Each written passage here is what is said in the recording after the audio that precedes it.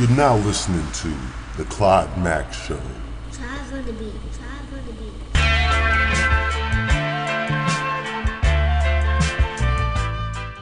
Alright, so it looks like we already started this podcast.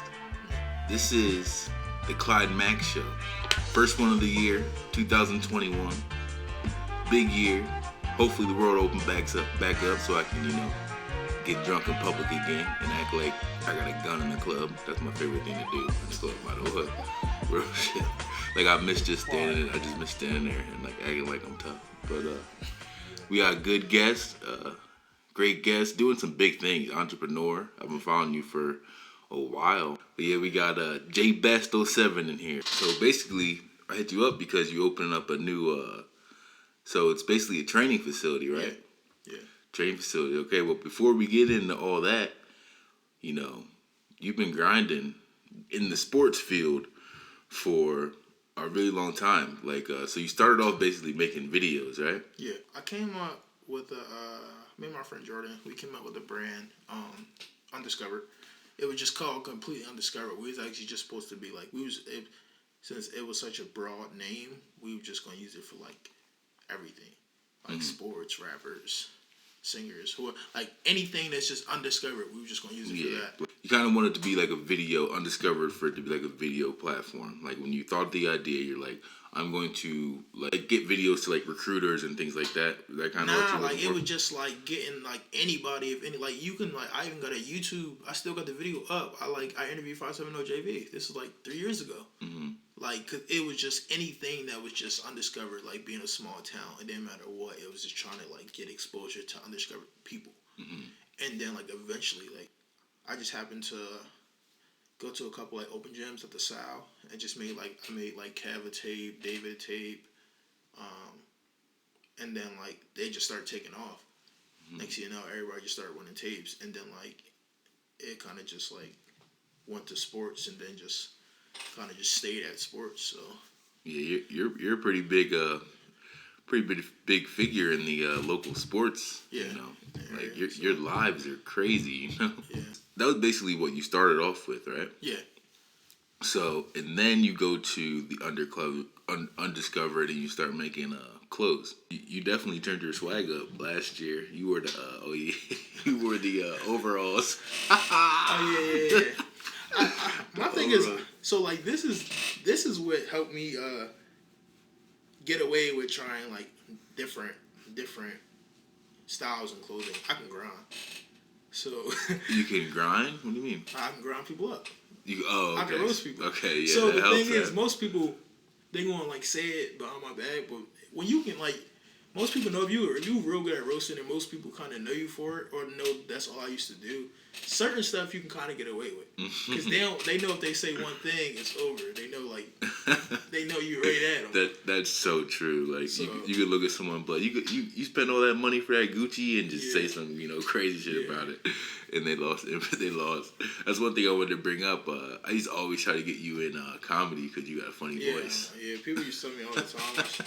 So you do the sports, and I remember you made videos for music videos, and I thought that they were really hot. And actually, you made a video for me at the park. That was a really good video. That was real fun. Most people don't even know I hated making music videos. Yeah, I know. That's why you told me you hated. Like, why do you hate it? It was just I prefer not to do them. Will I do them? Yes. Like guys hit me up all the time because I know guys really don't have nobody. Yeah. So as far as if they don't have nobody, of course, like by all means, I would definitely make it happen for you. Cause I tell guys all the time, I'm the only person that does this. Mm-hmm. Like, it's not as fun as it seems. Like, I give customers away all the time to other videographers and photographers. Like, I'm not one of those like people that's like, most people are like, oh, he trying to be like me, or they're nervous because people are going to say that. Mm-hmm. I'm like, no, if you do this, do it. Do it. I got some clientele for you. Like it'll take some off me, especially if you're good. That's what people don't realize is it's so much.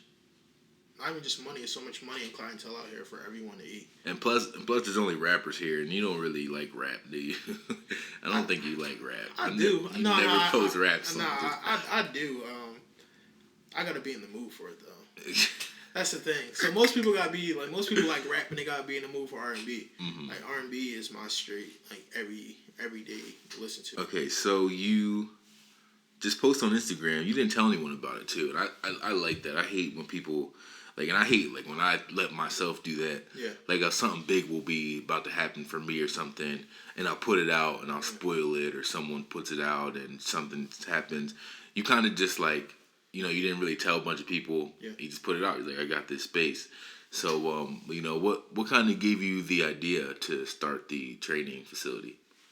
Oh, that was from as soon as I started. Like, as soon as I started doing it, I knew I've always wanted. Almost 3 years ago, I knew I always wanted to make my own gym, a place where, cause if you go up there, that shit's nutty. You got the YMCA, and then they do like this.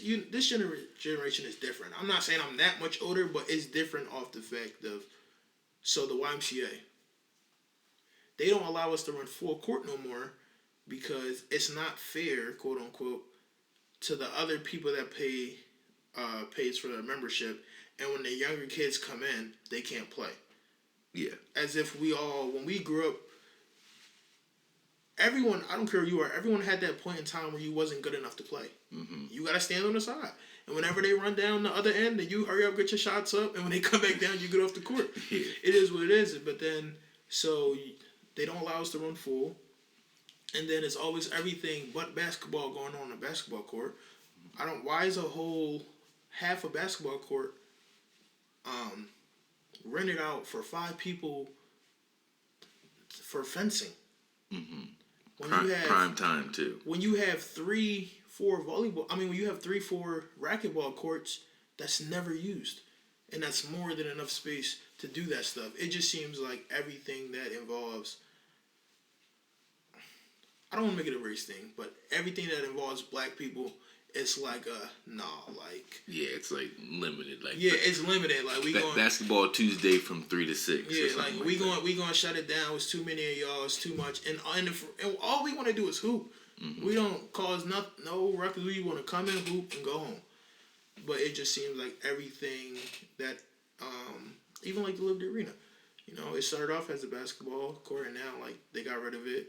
It just seems like anything that involved not even just basketball, just anything kind of just local that the actual inner city kids in Williamsport get to actually go to somehow, some way. Yeah. It gets shut down. And where you're at, that's a good location because it's not people aren't gonna be start a whole bunch of trouble. There's not stores around. Yeah. You can't walk anywhere around. You gotta leave. Yeah. So how'd you find the right location?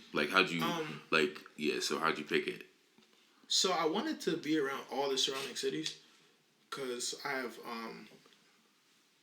like I said, all the guys in the area pretty much know me. So I wanted to be somewhere where guys from, let's say, Lock Haven, Williamsport, all the way to Bloom. I wanted to be kind of right in the middle. So the place is in Montoursville, so that's perfect as far as you got Williamsport, Loyalsock, Warrior Run, Montgomery, Muncie, Hughesville, and Milton. It's right in the middle of all the surrounding cities, so it's easy for guys to get to. There's the common spot that everyone can get to, and it's not too far out the way. Right, it's like that's where the mall is. There's no other mall. It's where the mall. So it's basically right in the middle of everywhere. Everyone can get there easily. It's not out the way. That was basically my goal of finding the space. So right now you're in stage. So I see you're putting the floor in. So the facility that you're in, it's kind of like a warehouse, correct? So right now, what are your what are your kind of next steps? Because I know you is the floor done? So the floor's done. It's getting painted tomorrow. Okay, and I seen you just got, what color you painted? I seen it's black right now. So the floor is black. The lines are gonna be white. White. Yeah. Okay, and I seen you have one court. That court looks really good. It's like a professional court. Is that did you get that from Memorial Park, or is that something that you? No, we have. So most people that know it's me, Fonz, and Dev. Mm-hmm. We had ordered the Mega Slams. So those are the same courts that Alizé got at the park. Yeah. So those are like really nice courts, NBA regulated, pretty much 72-inch backboard. So we ordered those, and then they dropped them off.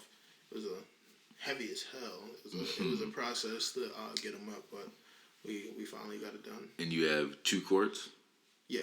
Okay, so you have 2 courts. Well, I mean, one basketball court and 2 hoops. So I know Dev is going to do track.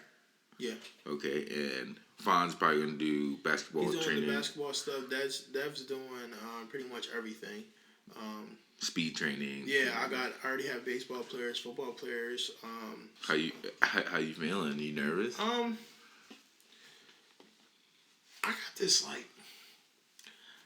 got this weird thing that like most people don't know about. It's this weird thing that I have that whenever I'm doing something and it starts like now it already finally happened. I'm not nervous anymore. I'm kind of just like now I'm just like damn, like what next? I feel like it's not enough. Mm-hmm. So it's never nervous. Now I'm just like, what next? Like I feel like I'm a step behind.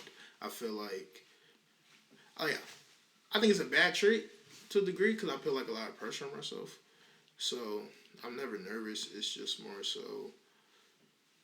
I wouldn't say it's a bad trait. It's kind of like I'm behind. It's kind of where it got you here right now. Like right now, you got 3 things going on. Yeah. And it's not like they're at the same time. So you're not like a jack of all trades, master of none. Is that what it's called? Is that what it is? Something like that. It's like yeah, something like that. But yeah, so you like I don't know, you just take steps, and you're a hustler. You're not gonna stop. It's like you're just taking the entrepreneur process to get things done, and I think it's gonna help. You can do lots of stuff out there. You could do karate lessons. You could rent it out. You could do a whole bunch of things, but definitely scary to start a business. You gotta get some bomb speakers. Yeah, some big, huge speakers to play. You got somebody cutting hair in a little section up top. Real shit, that would be fire. It's 3 offices in there. So yeah. the one office is going to be like a conference room, and Alphonse got hair, so we definitely could put a barbershop in there. Get people just chilling around there. We could definitely have like a little barbershop. Get like a cooler, sell drinks. Oh yeah, I think it's a great idea. I mean, there's nothing like it in the area for sure. Mm-hmm. Every person I talk to, everyone has a hard time finding a gym, no matter like what it's for. Just finding a gym is hard, especially nowadays with COVID going on. Hopefully by the summer, like it'll kind of be almost back to normal. But even before COVID, like most people finding a gym, and that was the big thing, like having something that's like you always have access to. Like, that was, like, a big thing for me. Like, if guys need to work out at 10 at night, like, they just feeling like they just go whatever, we can go. Go in there and you don't got to call and say, like, hey, like, is the gym open, or they close at 9? Like, we wanted something that anytime you can go in there and get some work in. You gotta start it. Yes, you're gonna start a league. Gotta start a league, right? Yeah, we go eventually. Yeah. So our main focus right now is due to COVID and due to the season being late. Our biggest thing right now is trying to get guys and work them out, especially the seniors that wasn't able to get much tape or get anything. So that's going to be our biggest thing. Probably towards the summer, probably try to get a league in. But as of right now, our biggest thing is probably just skill training, focusing on guys, trying to help them get in contact with some college coaches. So you gonna put yoga in there? No. They go to the Y. The Y do all that stuff. You're doing straight action sports. Yeah. Speed, fight, boxing classes. Nah, they go to my guy Florida. He's pretty much on your team now. That's another thing about that's you. my guy. And that's with me too. I feel like it's a little easier for us because me and you, like, we're not in anybody else's lane. Yeah. Like, we are completely in our own lanes here. But like me and you were always, if something's happening, something good's happening, we're posting it. Yeah. We're reposting it. Like, you know, we're not haters. Like, even with you, like, with your clothing store, like, you got other brands and stuff in your clothing store. And that's something I really appreciate, you know, people that show love, because I know you know people that are hating. Like, yeah. I don't know. My mindset, I never understood it. It kind of actually makes my head hurt trying to understand it. Mm-hmm. Like how some people, you know what I mean? But I mean, you don't know what people are personally going through. So, but at the same time, it just, like I said, it's more than enough for everyone to eat. And then it started to affect it affects everything around you though. Like, you know how like the saying, like your mind, like wherever you think, like you manifest it. Like you could really manifest it. Like that's the thing. Like everyone, so a lot of people from outside, they look at the stuff I'm doing, and to me it's not a big deal. Like, but to them it seems so amazing. But to me, I'm like, y'all don't really understand how like easy it is to do. Mm-hmm. Like it's literally that easy. Like everything that I thought about doing, like it's crazy how easy it was when I just stopped thinking about it and I just did it. And I was like, yo, I could have been that. Like, I got open the store. It wasn't much. I found a place called, hello, yeah, this is my budget. Can you work with it? Boom. I was in. Like, it's just like, most people are scared, but my whole thing was, most people, like, they're scared of failure. Like, yeah. I fear regret more than failure. So, like, I don't want to be, like, my biggest thing is being, like, later down the line and just wishing, like, I would have or, like, could have, should have. Yeah, fucking Scrooge dying at 44. That shit fucked me, dude. I was literally thinking, I'm like, damn, if he died at 44 and, like, I'm more than halfway there. So, you know, I'm like, yo, I got to go to Miami. You been to Miami? Nah. I got to go to Miami. See, I'm going to fuck around and do coke when COVID's over. The first night, I'm going to just do my first line, go out like Lem Bias. Fuck like, I'm such in a grind mode that I stress myself out. Because literally all, like, that's why I try to stay busy. Because if I'm not busy, I'm literally just sitting there like, what's my next move? What can I do to make money? Like, I'm just always, like, in grind mode. Like, just trying to... Even when I was at the club, I found myself, last time I was out, I just happened to sit down. And then, while I'm sitting there, I just start thinking, like... Damn, I need more bitches. Like, I need more money. I just start thinking, like, what can I do? Like, what can I do to make more money? Like, I've been in such a grind mode.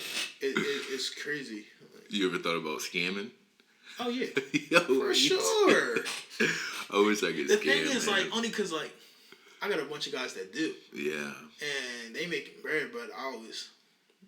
Not to put karma on nobody, but I've never been that lucky dude. Like, my family's never been a luck person. Like I've never had, like, a lucky family when it comes to stuff like that. So, just my luck. As soon as I do it, I'm booked and everything. Yeah, so your whole family's booked. Like, the big people, they, like, it's like a white-collar crime. Like, you don't even go to jail for that long. Yeah. You just owe the money, but... I don't know. Are you follow like Bam Bam Kivo? Yeah, I do follow like him. Them and and they'll sit there and walk you right through it. Right through it. Teach you how to do it, and they're like, yo, you basically can't get caught. Yeah. But I don't know. I wouldn't do. I'm not good at anything illegal. Yeah. I tried to sell drugs once, and I ended up throwing everything out the window. I was down like $700. Yeah. It was terrible. You ever try to sell some bud? Nah. No? Nah. You work full time. You got basically a production video company.